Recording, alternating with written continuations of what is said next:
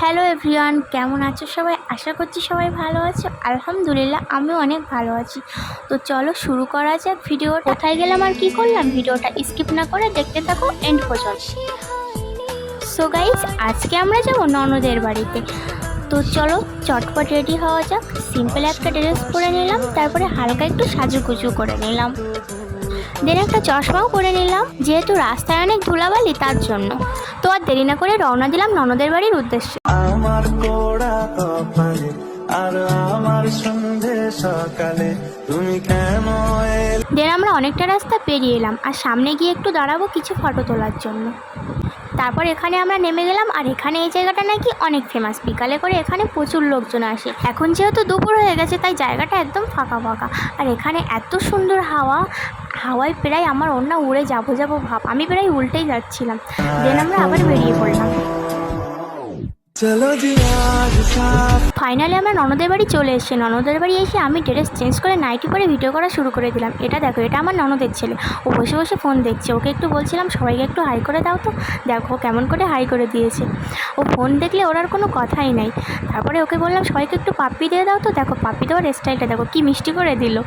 আমি এখানে ফ্যানের হাওয়া খেতে বসে পড়েছি। অনেকটাই গরম লাগছিল, আর আমার বরের দেখো এত গরম লাগছে ও জামা কাপড় খুলে হাওয়া খেতে শুরু করে দিয়েছে। তারপর আমি ওকে একটু ডিস্টার্ব করছিলাম, আর ও কত রেগে যাচ্ছিল। ওকে এভাবে জ্বালাতে তো আমার অনেক ভালো লাগে, তাই আরও বেশি বেশি করি সেটাই।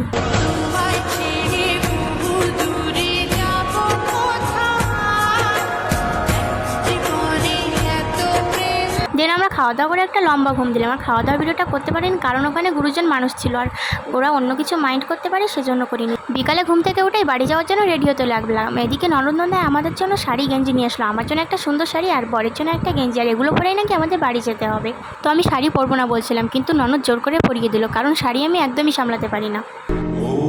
কি করিলে বলো পাইব তোমারে রাখিব আঁকিতে আঁকিতে ওই কি করিলে দেন আমরা দেরি না করে বেরিয়ে পড়লাম। এমনিতেই অনেকটা লেট হয়ে গেছে। ভাবছিলাম বিকালের দিকে বার হবো, কিন্তু একদমই রাত হয়ে গেল। আর এটা বর্ডার এলাকার সাইড, তো সেজন্য রাস্তাঘাটে রাতের বেলা সেরকম লোকজন থাকে না, একদম ফাঁকা ফাঁকা।